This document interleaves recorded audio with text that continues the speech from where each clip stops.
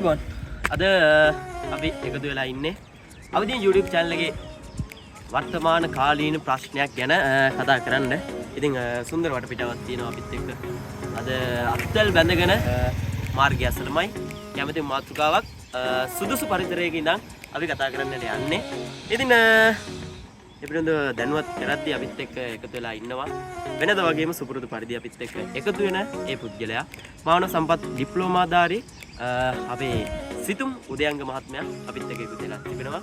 ඉතින් අවදීන් YouTube channel එක subscribe කරන්න, share කරන්න, comment කරන්න. ඔබට තියෙන ප්‍රශ්න ඒ සියල්ල අපි කතා කිරීමට සූදානම් සිටිනවා. අපි අද රැඳී සිටින්නේ නිකවරටි පළාතේ කුරුණෑගල දිස්ත්‍රික්කයේම නිකවරටි පළාතේ නිකවරටි පුරවැයට නෑකම් කියන වයඹ පුරවරේ තියෙන අභිමානයක් කිව්වොත් මා නිවැරදි. මොකද දැදුරු පය කිව්වම ඒ දැදුරුවේ පාලමකුට තමයි කඩිකාව පාලම ඉන්නේ. ඊට අපරාධ මඩ පිටාවක් තියෙන පරිසරයක් අපි වීඩියෝ එකේ අවදී ඇස් ඇරෙන්නට. හරි ඉතින් අපිත් එක්ක එකතු වෙලා තියෙනවා අදත් සුපුරුදු පරිදි අපේ සිතුම් උදයන්ග මහත්මයා මානව සම්පත් කළමනාකාරී ඩිප්ලෝමාධාරී. ඉතින් අයිබෝන් අවදීන් channel ඉතින් වර්තමානයේ ලොකු ප්‍රශ්නයක් වෙලා තියෙනවා. ඉතින් ඔබ දන්නවා ඇති අපි රැඳී සිටින්නේ ඒ වගේ ඉතාමත් සුදුසු පරිසරයක. මොකද මේ මාතෘකාවට මේට වඩා සුදුසු පරිසරයක් නැහැ අත් වශයෙන් කිව්වොත්. ඉතින් වර්තමානයේ ගැරණියල්ල ප්‍රදේශයේ මාර්ග කරගෙන යනකොට වටිනා ජීවිත ශ්‍රී ලංකාවේ වටිනා ජීවිත 21ක් පමණ නැති වුණා. ඉතින් ඒට මත්තෙන් වෙසක් දිනවල තරුණ යුණා බස් රථයකට යට වෙලා ජීවිතය වුණා.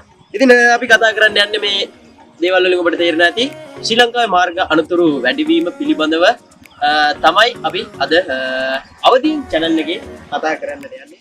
ඉතින් පළවෙනි ප්‍රශ්නේ මම ඔබට විතරක් ශ්‍රී ලංකාවේ මාර්ග අනතුරු වැඩිවීමට වගකිව යුතු කවුරුද?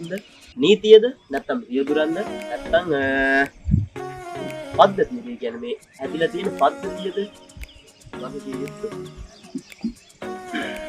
කොහොමද කියන්නෝනේ? ඔක්කොම කියන්න ඕනේ. ඉතින් ඇත්ත වශයෙන්ම අපි පාරක යද්දී හරියට යන්න ඕනේ නීතියත් ප්‍රධාන වශයෙන් අපි දකින්න ඕන දේ තමයි ඒ කියන්නේ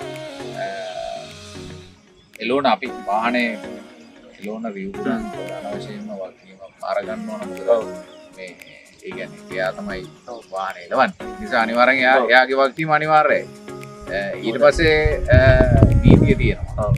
ඊට පස්සේ එහා පැත්තේ ලෝන එක්කෙනා එලවන් එන එක්කෙනායි අපේ පැත්තෙන් අපි වාහනේ ලෝන අපි තමයි අපේ අතේ තමයි මම හිතන්නේ ඒකේ. ඒකට අර මේ සමස්ත පද්ධතියම මේකට වක් කියන්න ඕනේ. මොකද මාර්ග අනතුරක් වෙන්න ප්‍රධාන හේතුව වන්නේ අපි රියදුරට වැරද්ද පටවන නෙමෙයි.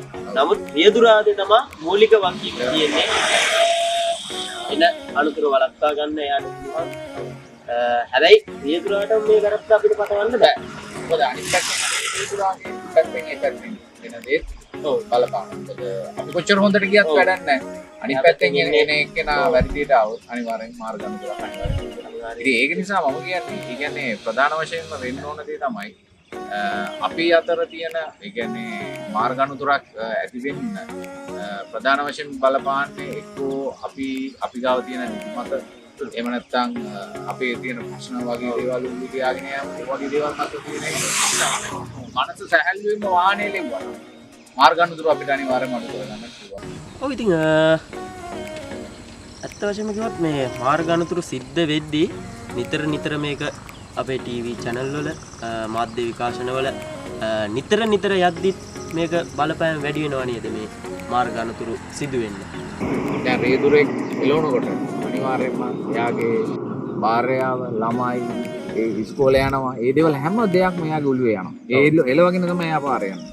ඒ ප්‍රශ්නත් එක්ක තියාගෙන තමයි යන්නේ. එතකොට ඒ ප්‍රශ්නත් එක්ක ඔළුවේ තියාගෙන යනකොට මාර්ග අනතුරු සිද්ධ වෙන ප්‍රවණතාවය වැඩි වෙනවා. අනිත් එක තමයි ඒ වගේ දෙයක් සිද්ධ වුණු ගමන්ම එසැනින් ඒක ජනමාධ්‍ය හරහා එකින් දිගට යන්න ඒක නිකන් ප්‍රවණතාවයක් වෙලා මිනිස්සු තුළ මානසික වැටිලා ඒක අනතුරු වලින් බහුල විදියට යනවා. ඒක තමයි මේ මෑත කාලේ වර්තමානයේ සිද්ධ වුණෙත් ඒ සිද්ධියම තමයි. ඒ කියන්නේ ඒ සිද්ධි ජාලයක් විදියට තමයි ගමන් කරන්නේ.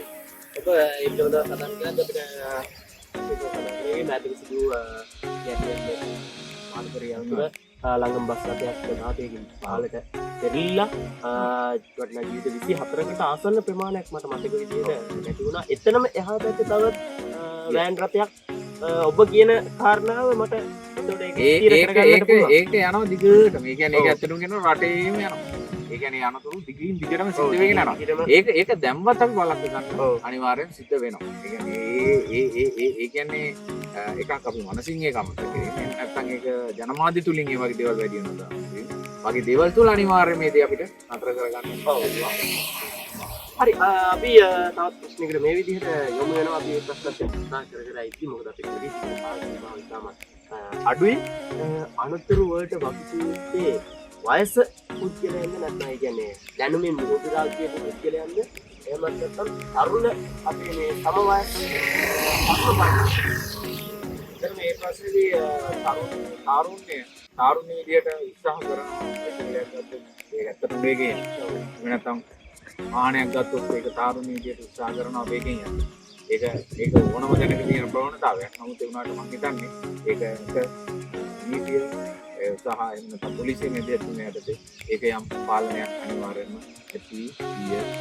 ඔව්. ඒ කියන්නේ මොකද එයාලව පාලනය කරන්න අපිට බෑ. ඒ කියන්නේ එයාලා හිතින් පාලනය වෙන්න ඕන. එහෙම නැත්නම් සාරුන්නේ හිතින් පාලනය වෙන්නේ නැත්නම් පොලිසිය මැදිහත් වෙලා ඒ තුල මැදිහත් වීම තුල තමයි ඒවා පාලනයක් කරන්න පුළුවන්. ඉතින් තව දෙයක් මට අහන්න තියෙනවා මේ ප්‍රශ්නත් එක්ක කතා කරගෙන යද්දි මට දැන නැගෙන ප්‍රශ්න මම ඔබෙන් අහනවා.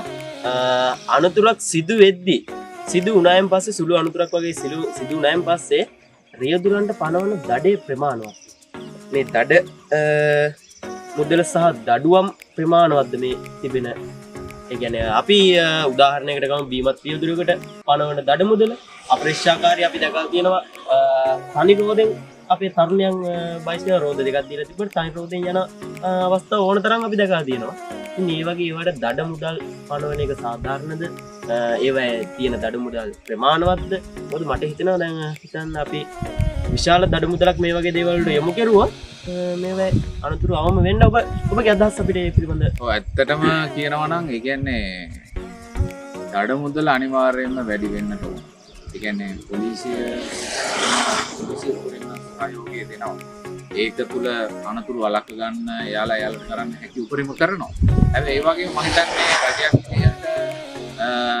දැඩි නීති, ඒ කියන්නේ දැඩි නීති සහ ඒ කියන්නේ දඩ මුදල් වැඩි කිරීම තුළ අනිවාර්යයෙන්ම අපිට පුළුවන් වෙනවා අනතුරු අවම කරගන්න. මොකද ගොඩක් රටවල් වල, දුන්නු රටවල් වල අනිවාර්යයෙන්ම දඩ මුදල් ප්‍රමාණය වැඩි. ඒක නිසා බොහොම පරිස්සමට තමයි එයාලා පාරේ යන්නේ. අඩුම ගානේ කියනවනම් හෝන් එකක්වත් පාවිච්චි කරන්නේ නැති තමයි එයාලා පරිස්සමට වාහනේ පාවිච්චි. ඒත් එක්කම මේ ප්‍රශ්නයෙන්ම මම තව ප්‍රශ්නයක් ඔබෙන් අහන්න කැමතියි.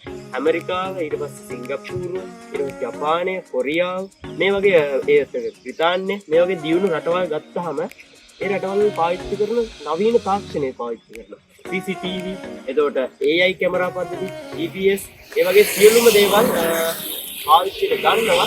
අපේ රටේ හැබැයි මම දැකලා අහමද ඒක සුළු නගර ප්‍රමාණයක විතරයි මේ නවීන තාක්ෂණය CCTV පද්ධතිය පමණක් දැක ගන්නට පුළුවන්.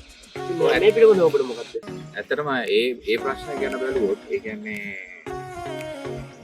AI තාක්ෂණය එහෙම නැත්නම් අපි CCTV තාක්ෂණය අපි අනිවාර්යෙන් පාවිච්චි කළ යුතුයි. ඒ කියන්නේ මොකද ඒ තුල තමයි අපිට පුළුවන් වෙන්නේ හරියට නීති ක්‍රියාත්මක කරන්න, පොලිසියට පහසු වෙන්නේ. ඒ කියන්නේ පොලිසියට පහසු වෙනවා රියදුරු අතින් වැරද්ද සිද්ධ වුණේ කාටද, කොයි විදිහටද කියන එක සහ අනිත් එක තමයි අනිවාර්යයෙන්ම අනුතුරු අවම කර ගැනීම සඳහා අනිවාර්යයෙන්ම AI තාක්ෂණයත් CCTV තාක්ෂණයත් අපේ රටේ ඊට වඩා වැඩි හරි මේත් එකම අපි අපේ වැඩසටහනේ අවසන් මිනිත්තු කිහිපයකට තප්පර කිහිපයකට අපි යොමු වෙනවා. අපිත් එක්ක අද එකතු වෙලා හිටනවා සිපු මුදයන්ග මානව සම්පත් ඩිප්ලෝමාධාරී අපිත් එක්ක එකතු වෙලා සිටිනවා. ඊ පාර වීඩියෝ එකෙත් මේ පාර වීඩියෝ එකෙත් මේන් මත් වීඩියෝ වලත් ඔව් හොඳ අධිකෙක් හොඳ දේශකයෙක්. ඉතින් එපිට මතක් කරලා මම ඔබෙන් අහනවා මේ විදිහට ප්‍රශ්නයක්. මාර්ග නීති නොමැතිව රටේ සංවර්ධනය සහ ජීවිත රැකීමට බලපාන සිස්ටම් එකක් අපි හදන්නට ඕනේ. ඒ වගේම ඇමරිකාව ඊට පස්සේ මම ඉස්සෙල්ලා සඳහන් කරුවා වගේ ජපානය, ඇමරිකාව, ඉන්දියාව අපිට අසල්ලාසි රට, ඉන්දියාව ඊට පස්සේ බ්‍රිතාන්‍ය මේ වගේ රටවල් දියුණු වෙලා තියෙනවා වර්තමාන තත්ත්වය අනුව. අපි තාමත් එකම තැන සිටිනවා. අපි පළවෙනි වීඩියෝ එකෙන් කතා කරනවා මේ පිළිබඳව. ඔබට මොකද්ද මේ පිළිබඳව කියන්න තියෙන මේ මාර්ග අනතුරු වැඩි වීමට හේතු වෙන්නේ ඔබ දකින විදිහට මා දකින විදිහට සමස්ත ශ්‍රී ලාංකිකයන් දකින විදිහට මේ ඇති වී තිබෙන තත්ත්වය. ඒ කියන්නේ මිනිස්සුන්ට වැඩි ප්‍රශ්න ප්‍රමාණයක් ඇවිල්ලා තියෙනවා. ඒ පිළිබඳව ඔබට කොහොමද හිතෙන්නේ අපි මේ වීඩියෝ අවසානයේ දක්වා දැන් පැමිණ තිබෙනවා. දියුණු රටවල් ඒ තැනට ඇවිල්ලා තියෙනවා නම් අපිට රටක් විදිහට අනිවාර්යයෙන්ම පුළුවන් වෙනස් වෙන්න. අපිට වෙනස් වෙලා හිතන්න. ඒ කියන්නේ මොකද අපි දුර්වල මානසිකත්වයක් යටතේ අපි හිතුවොත් අපිට අනිවාර්යෙන් අපි රටක් විදිහට මේ වගේ ප්‍රශ්න වලදී අපිට මුහුණ දෙන්න බැරුව යනවා. ඒ කියන්නේ අනතුරු වැඩි වෙනවා, මිනිසුන්ගේ ආර්ථික අපහසුතාව වැඩි. ඒ වගේ දේවල් සිද්ධ වෙලා දැන් අපේ රට ගොඩාක් දුර්වල තැනකටපත් වෙලා තියෙනවා. නමුත් අපිට පුළුවන් ධනාත්මක සිතුවිලි තුලින් නැවත මේ රට හොඳ තැනකට එන්නට අවශ්‍ය අඩිතාලම අපි විසින්ම නිර්මාණය කර ගැනීම. එයි මගේ අවසාන ආරාධනය ඔබ සියලු දෙනාට. හරි ඉතින් අපි මෙච්චර වෙලා කතා කරේ ශ්‍රී ලංකාවේ වර්තමාන මාර්ග අනතුරු වැඩි වීම පිළිබඳව. ඉතින් මෙහෙම ස්තුතියන් කරනවා සමස්ත ශ්‍රී ලාංකික පිරිසකට ඔබගේ දැනුම ප්‍රචාරය කරලා ඇතිලා තිබෙන තත්ත්වය සුළු කෙනෙක් හරි මේක අපි දෙන්නගේ එකතුවෙන් මේක අපේ ටීම් එකක් විදියට අපි මේක අවදීනට සටහන් කරලා සමාජයේ දුන්න අපි ඉස්සරහට යමු. ඉතින් ශ්‍රී ලාංකීය ජනතාව විදිහට ඔබට තිබෙන ගැටලු අපිත් එක්ක සාකච්ඡා කරන්න පුළුවන්. අවදීන් YouTube channel එක ඔබ වෙනුවෙන් වෙන වෙලා තිබෙනවා. ඉතින් ඔබට ලැබී තිබෙන කාල හෝරාව අවසන් වෙලා තියෙනවා. ඉතින් මතක් කර සිටිනවා අවදීන් YouTube channel එක subscribe කරන්න. ඒත් එක්කම ඔබට තියෙන ප්‍රශ්න පිළිබඳව අපිට සාකච්ඡා කිරීමට අවස්ථාව තිබෙනවා. ඔබට හැකියාව තිබෙනවා අපිට ඒ පිළිබඳව ලියා එවන්න නැත්නම් කමෙන්ට් එකක් දාන්න. හරි එහෙනම් අපි ගිහින් නැන්නම්